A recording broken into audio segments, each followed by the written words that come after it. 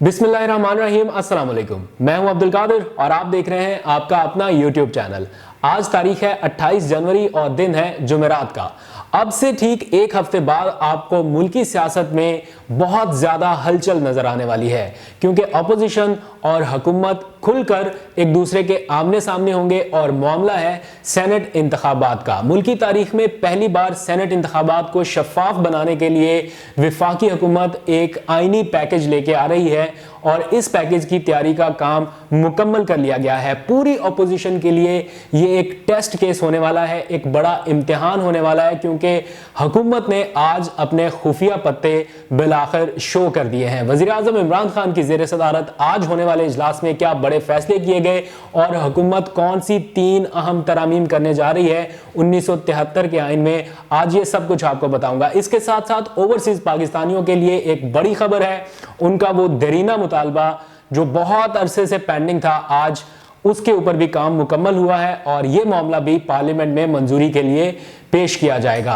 अगर आप ओवरसीज पाकिस्तानी हैं और दोहरी शहरियत भी रखते हैं और पाकिस्तान में आके इलेक्शन लड़ना चाहते हैं तो आपके लिए ये राह हमवार होने वाली है। आप पाकिस्तान में MPA, MNA या सेनेट का इलेक्शन लड़ने के अहल हो सकेंगे इन तरामीम के बाद।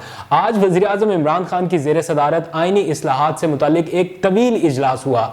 ये इजलास उन सीरीज ऑफ मीटिंग्स का हिस्सा हैं जो इससे पहले वज़ीर आज़म इमरान खान कर चुके हैं और कोशिश यही थी कि किसी तरह से पाकिस्तान में इंतखाबात को शफाफ अंदाज में बढ़ाया जाए या इनकी शफाफियत के ऊपर कोई क्वेश्चन ना उठा सके, उस नौयत के इंतखाबात की तरफ ले जाया जाए। वज़ीर आज़म इमरान खान को ये इत्तलात पहले ही मिल चुकी थी, जिसके बाद काम मजीद तेज कर दिया गया था कि इस इलेक्शन में गैर मामूली हद तक कोशिशें होनी है हॉर्स ट्रेडिंग की, क्योंकि अपोजिशन के पास अब अपनी साख बचाने के लिए कुछ रह नहीं गया, क्योंकि सियासी तौर पर उनके तमाम हथकंडे नाकाम होते दिखाई दे रहे हैं। आखिरी प्लेटफॉर्म PDM की शक्ल में उन्होंने इत्तेहाद किया और बनाया और बहुत सारी कोशिशें की, जलसे जुलूस भी किए, लेकिन उसका भी वो इम्पैक्ट नहीं आ सका जो वो हासिल करना चाहते थे। अब अगर सेनेट में हुकूमत की अक्सरियत आ गई तो सारी ओपोजिशन जमातें बिल्कुल फारिग हो जाएंगी और वो किसी भी तरह से हुकूमत को ब्लैकमेल करने की पोजीशन में नहीं होंगी। आखिरी जो अपोजिशन के पास हथियार है वो सेनेट में अक्सरियत का है, जहां पर अगर हुकूमत हमेशा से बेबस हो जाती है, जब से इक़्तिदार में आए हैं इमरान खान साहब तब से लेके अब तक सेनेट में जाकर हुकूमत अपनी मर्जी नहीं कर पाती, क्योंकि वहां पर अपोजिशन की अक्सरियत है। कोई भी कानून साजी का मामला तब तक मुकम्मल नहीं हो सकता जब तक सेनेट से वो मंजूर ना हो जाए। और इस बार बड़े पैमाने पर ये ज़मीर फरोशी किस तरह से रोकी जाए, इस सिलसिले में वज़ीर आज़म इमरान खान ने कोशिशें शुरू की, अपनी आईनी टीम के साथ मुशावरत की और बिलाखिर आज इन 3 तरामीम की मंजूरी दी गई है। क्या तरामीम करने जा रही है उस पर बढ़ने से पहले माजी का एक छोटा सा रेफरेंस मैं आपको बता दूं कि 16 मई 2006 ये वो दिन था जब माजी की हुकूमतों ने आपस में एक चार्टर ऑफ डेमोक्रेसी किया, यानी बेनज़ीर भुट्टो और नवाज शरीफ साहब के दस्तखत से मिसाके जमहूरियत तय पाया और उस मिसाके जमहूरियत की 23वीं शिक सिर्फ और सिर्फ सेनेट इंतखाबात से मुताल्लिक थी और ये तय पाया कि सेनेट इंतखाबात ओपन वोटिंग के जरिए या ऐसे वोटिंग के जरिए जो काबिल शनाख्त हों उनके जरिए ही करवाए जा सकेंगे, ताकि शफाफ अंदाज में ये वोटिंग हो।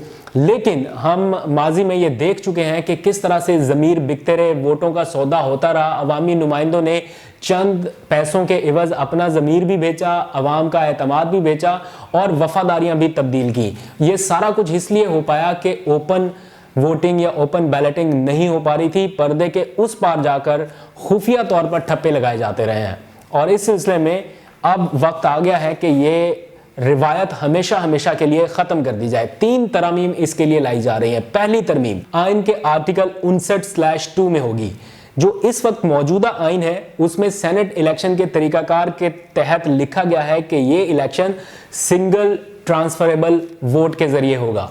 सिंगल ट्रांसफरेबल वोट के लफ्ज की बजाय इसमें ओपन वोट का लफ्ज शामिल कर दिया जाएगा। इतनी सी तरमीम है, बस इसमें कोई ज्यादा छेड़खानी नहीं करनी, ओपन वोट का लफ्ज सिर्फ इसमें शामिल करना है। दूसरी तरमीम होगी आइन के आर्टिकल 226 में। इसमें लिखा गया है कि वजीर आजम समेत दीगर ओहदों का इलेक्शन ओपन वोटिंग के जरिए होगा, लेकिन इसमें सेनेट का लफ्ज शामिल नहीं है। जरा सी तरमीम करने के साथ इसमें यह लिख दिया जाएगा कि वजीर आजम और सेनेट इंतखाबात समेत दीगर ओहदों का इलेक्शन ओपन वोटिंग के जरिए होगा।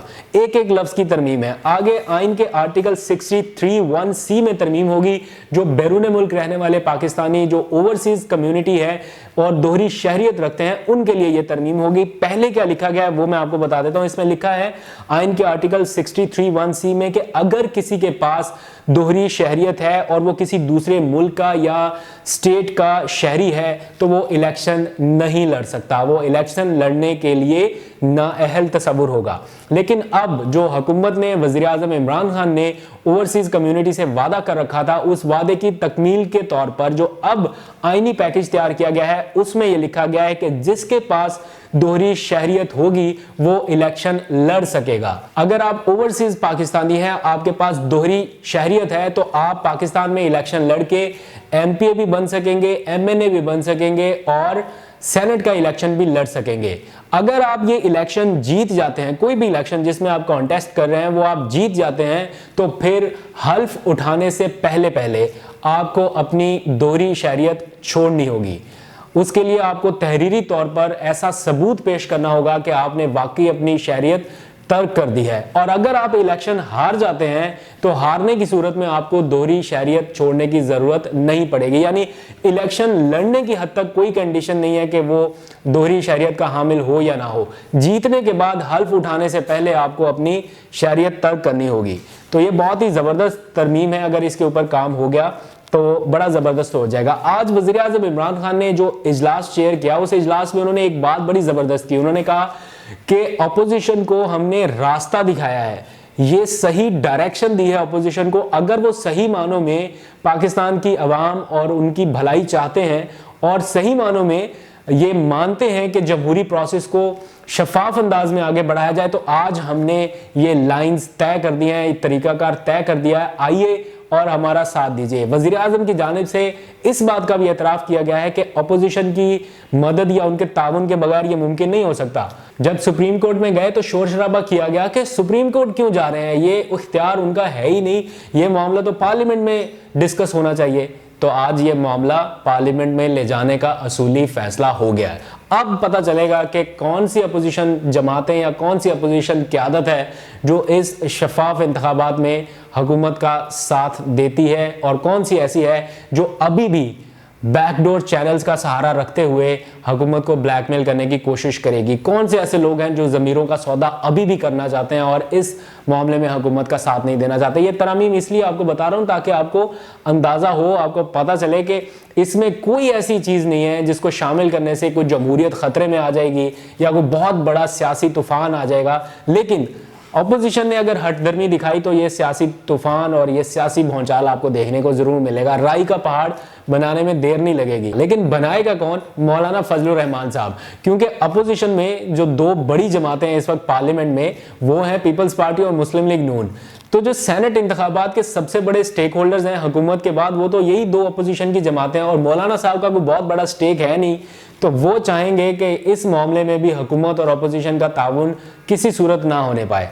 तो आज बल्कि कल मैं पढ़ रहा था कहीं पे, उन्होंने कहा कि अगर सारे फैसले पीपल्स पार्टी ने और मुस्लिम लीग नून ने ही करने हैं तो फिर पीडीएम बनाने का क्या फ़ायदा। तो मौलाना साहब इस बात पर आकर कहीं ना कहीं नाराज़ हो सकते हैं। और ये हकीकत है, फैसले तो पीपल्स पार्टी और मुस्लिम लीग नून को ही करने हैं जिनका स्टेक है। तो आने वाले दिन बड़े दिलचस्प होने वाले हैं। सियासी मंजरनामे पे बहुत सारी डेवलपमेंट्स आपको देखने को मिलेंगी। हुकूमत और अपोजिशन के राब्ते भी होंगे, बैकडोर चैनल से भी पैगाम भेजे जाएंगे। इन सारे मामलों से आपको अपडेट करता रहूंगा। लेकिन आपने भी नजर रखनी है आइंदा आने वाले दिनों में जब आप टेलीविजन देखें और आपको ये 3 तरामीम का रेफरेंस मिले तो आपको पता हो कि कौन सी 3 तरामीम पर काम होने जा रहा है, और आपको यह भी पता हो कि क्या ये तरामीम अवामी हक में है या नहीं। और इनके ऊपर अपोजिशन अगर शोर शराबा करे तो आपको अच्छे से पता होना चाहिए कि ये शोर शराबा क्यों हो रहा है।